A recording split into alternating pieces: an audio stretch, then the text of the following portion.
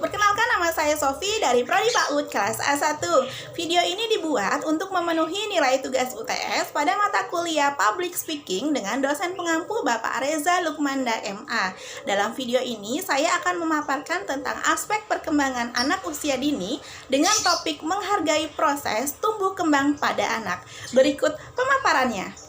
Salah satu cara untuk mengetahui tingkat pencapaian perkembangan anak adalah dengan mengetahuinya dari standar tingkat pencapaian perkembangan anak atau yang biasa disebut dengan STPPA Pendidikan Anak Usia Dini.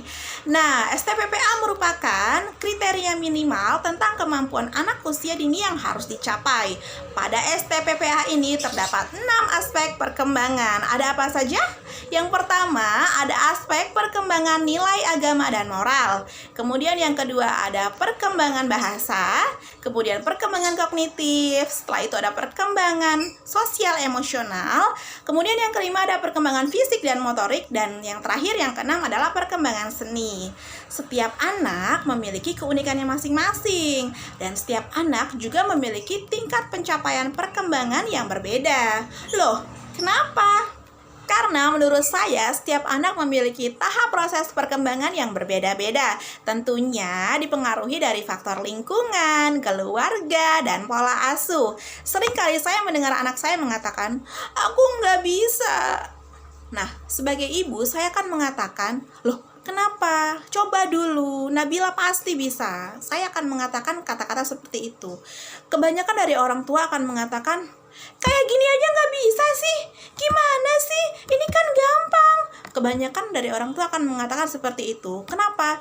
Karena orang tua tersebut lebih mementingkan hasil akhirnya, yang dimana anak itu ya harus bisa, tanpa mengetahui proses dari anak itu untuk berusaha untuk bisa. Padahal anak itu akan berusaha untuk, "Mama, ini loh, aku lagi berusaha untuk naik sepeda biar aku nggak jatuh, gimana caranya ya Mama? Mama dukung aku loh." Mungkin dalam hati anak itu akan mengatakan seperti itu. Hanya saja orang tua kurang peka, orang tua kurang menghargai proses anak tersebut. Orang tua lebih mementingkan hasil akhirnya.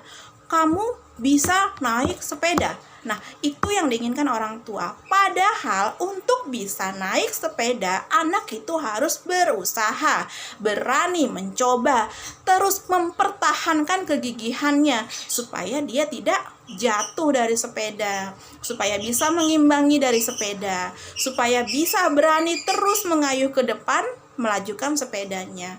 Sayangnya, kebanyakan dari orang tua akan mengatakan, "Ayo dong, masa gitu-gitu aja nggak bisa sih?" Nah, kebanyakan orang tua akan mengatakan seperti itu, yang mana kata-kata itu sesungguhnya sama sekali tidak memotivasi anak, dan justru akan menggugurkan kegigihan anak untuk bisa bermain sepeda.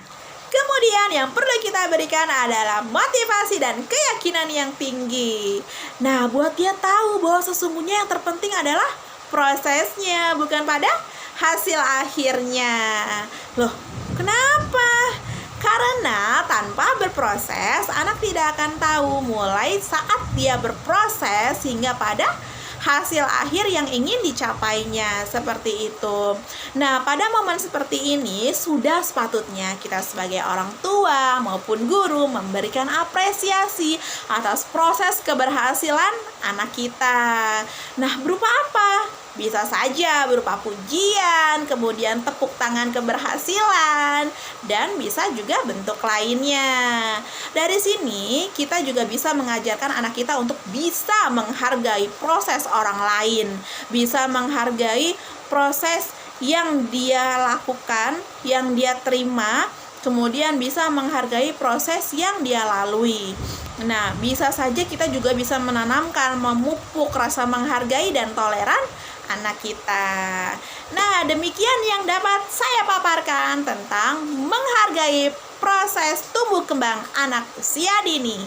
Terima kasih. Wassalamualaikum warahmatullahi wabarakatuh.